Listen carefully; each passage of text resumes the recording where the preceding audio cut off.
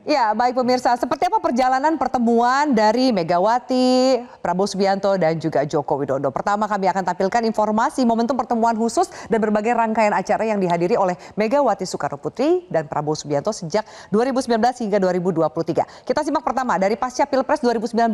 Pertemuan pertama terjadi tepatnya pada tanggal 24 Juli 2019. Saat itu Prabowo bertandang ke kediaman Megawati di Jalan Teguh Umar di Menteng, Jakarta. Lalu berikutnya kita akan simak. Ada pertemuan tanggal 11 Juni. Nah, di 11 Juni ini ada pertemuan antara Prabowo yang juga hadir ketika Megawati menerima gelar Profesor Kehormatan dari Universitas Pertahanan Jakarta. Dan berikutnya, ini kami ambil 5 pertemuan terakhir dari masing-masing tokoh. Ada tanggal 17 November 2021 di acara pelantikan Panglima TNI. Lalu kemudian di tahun depannya ada pertemuan di tanggal 4 November 2022 di peringatan hari ulang tahun atau HUT ke-77 TNI di Istana Merdeka. Lalu kemudian 5 November di peringatan hari ulang tahun HUT ke-78 TNI di Istana Merdeka. Jadi sebenarnya pertemuan antara Megawati dan Prabowo cukup sering terjadi. Meskipun pertemuan khusus keduanya sepertinya agak sedikit dari tahun 2019 sampai 2003. Kebanyakan bertemu dalam acara kenegaraan saja. Berikutnya kita lihat pertemuan. Next slide please. Ya, ini adalah pertemuan dari Megawati dan juga Jokowi. Pertemuan 18 Maret 2023 di mana Megawati dan Jokowi makan bersama didampingi oleh Sekjen PDIP Hasto Kristianto dan juga Sekretaris Kabinet Pramono Anung di Istana Merdeka. Terinfokan keduanya membahas berbagai persoalan bangsa dan juga terkait dengan pemilu 2024. Lanjut di 21 April, ini mungkin salah satu pertemuan yang paling diingat oleh publik ketika Megawati didampingi oleh Jokowi mengumumkan penetapan calon presiden 2024 dari PD Perjuangan yaitu Ganjar Pranowo di Istana Batu Tulis Bogor, Jawa Barat. Setelah itu sebenarnya masih ada pertemuan-pertemuan lain. Contohnya 6 November 2023 pada rapat kerja nasional ketiga PDIP di Sekolah Partai di Lenteng Agung, Jakarta Selatan. Lalu kemudian 15 Oktober 2023, Jokowi dan Megawati juga akrab bercanda dengan teman-teman Paskibraka di Istana Negara. Terakhir pada tanggal 5 November 2023, keduanya hadir di peringatan Hari Ulang Tahun ke-78 TNI di Istana Merdeka. Setelah itu sepertinya keduanya tidak bertemu secara spesifik. Bagaimana dengan Prabowo dan Jokowi? Seperti yang tadi Bang Habib katakan, dua-duanya bestie. Jadi sepertinya pertemuannya bisa berjalan dengan intens. Di tahun 2024 saja pertemuan Prabowo dan Jokowi terjadi. Tanggal 5 Januari, Jokowi makan malam bersama dengan Prabowo. Pertemuan empat mata itu dilakukan beberapa hari sebelum debat Capres ketiga. Ada kemudian makan lagi antara Pak Jokowi dan Pak Prabowo. Tanggal 29 Januari 2024, Jokowi makan siang bersama Prabowo di Magelang, Jawa Tengah. 14 Februari 2024, Prabowo kembali bertemu Jokowi usai melaksanakan pemungutan suara pemilu 2024. 8 Maret, Jokowi tengah melakukan kunjungan kerja ke Jawa Timur, Pak Prabowo ikut mendampingi sebagai Menhan. Dan kemudian terakhir momentum lebaran kali ini tanggal 10 dan 11 April. Prabowo berkunjung ke Istana Kepresidenan pada lebaran Idul Fitri di hari pertama dan juga hari kedua. Saya akan tanya lebih jauh ke Mas Ciko. Mas Ciko, kalau ngelihat banyaknya rangkaian pertemuan, kita ingat loh, Pak Jokowi itu biasanya selalu datang ke Ibu Mega. Tapi di lebaran kali ini kayaknya itu nggak terjadi. Atau ternyata ada yang tidak dibuka oleh publik. Apakah sudah melakukan komunikasi via telepon, tidak bertemu langsung keduanya? 2022 lebaran Pak Prabowo ketemu Ibu Mega itu. Iya. Tadi nggak masuk. Oh ya, baik. Terima kasih untuk catatannya. Jadi bahwa kemudian pertemuan Ibu Mega dan Pak Prabowo lebih intens terjadi gitu ya, Mas Habib ya? Sering. Oh ya, maksudnya adalah seperti itu. Kembali ke Mas Ciko, seperti apa kira-kira suasana kebatinan Ibu Mega lebaran tahun ini?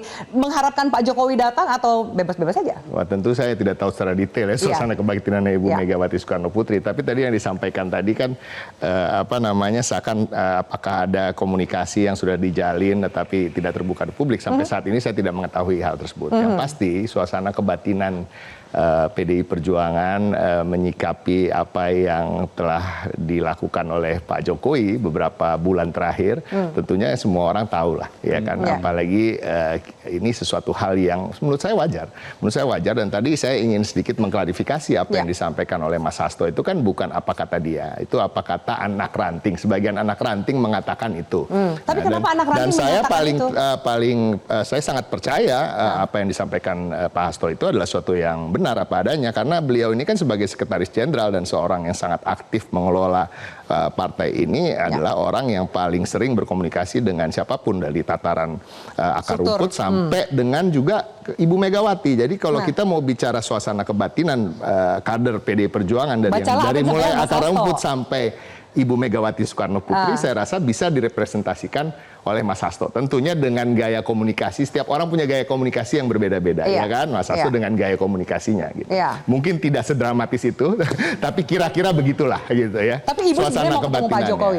Kalau bisa membaca itu, Mas Ciko sebagai rekannya Mas Hasto, saya rasa kalau kita gimana? membaca itu saya nggak perlu menjelaskan ya. Saya rasa memang belum saatnya gitu ya untuk bisa begitu menerima dengan hati yang benar-benar tanpa curiga, tanpa kemarahan dan lain-lain. Karena memang kita tahulah apa yang telah dilakukan. Saya nggak usah membeberkan lagi di sini ya, dari situ. Dan apalagi yang dilakukan bukan hanya oleh seorang Pak Jokowi aja, juga oleh putra-putranya, baik itu putra kandung maupun yang anak mantu mantu.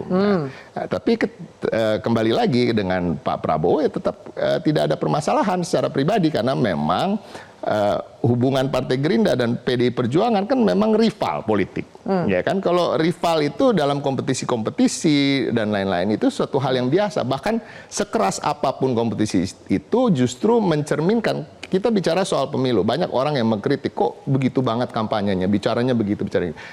Pak Prabowo sendiri keras ketika berkompetisi dengan Pak Jokowi. Pak Jokowi juga begitu, ya kan. Narasi-narasi yang disampaikan juga nggak tanggung-tanggung gitu ya di antara keduanya. Begitu juga kami. Karena apa?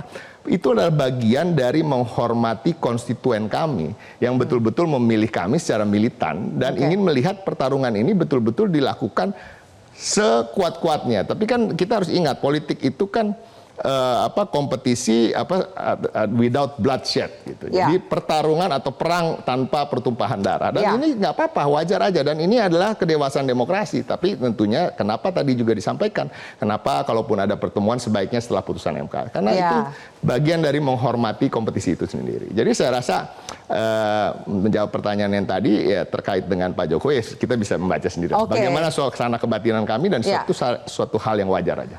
Kalau kemudian seakan-akan ya frekuensinya baik gitu, kontak batinnya kan tadi nyambung gitu Pak Prabowo dengan Bu Mega, tapi kayaknya agak berbeda nih kalau Bu Mega dengan Pak Jokowi. Pak Prabowo mungkin akan menjadi jembatan pertemuan keduanya nggak sih, atau komunikasi keduanya? Jadi gini, Afi, sebenarnya saya perlu sampaikan juga, saya komentari sedikit soal pernyataan Pak Hasto.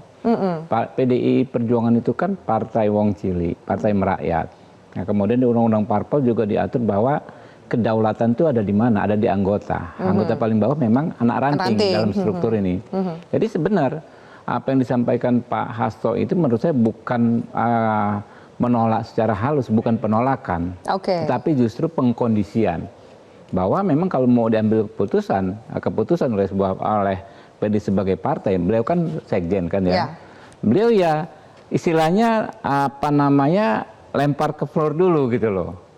Walaupun nggak mungkin secara teknis nanti diatur ketemuan Pak Jokowi sama anak ranting ini. Menurut saya nggak mungkin juga. Tapi ini presiden loh ya kan, apakah harus seperti itu? Tetapi ya kan itulah testing the waternya versinya Pak Hasto. Nih kita lemparkan ke anak ranting, kita lihat itu pendapat saya ya, karena kita sama-sama di partai politik itu tahu bahwa kedaulatan partai politik sejatinya itu ada di anggota. Ya, jadi kita lemparkan. Jadi semua putusan di partai seperti PDI, partai besar, memang nggak pernah dibuat yang terlalu elitis, yang sangat elitis, hanya pimpinan yang bikin, anak ranting nggak ngerti apa-apa, DPC, provinsi, kabupaten nggak ngerti, tapi dilempar ke bawah. Ada aspirasi yang juga diterima gitu ya. Ini merupakan pengkondisian awal lah gitu kan ya, karena kan akan ada waktu kan sampai setidaknya setelah putusan MK.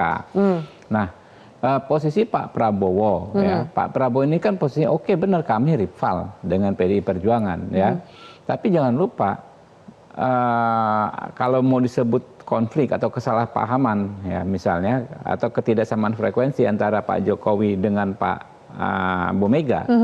Ini kan gara-gara Pak Jokowi mendukung Pak Prabowo. Ya kan ya. Lah Pak Prabowo dengan Ibu Meganya udah nggak ada masalah ya kan ya. Saya pikir ya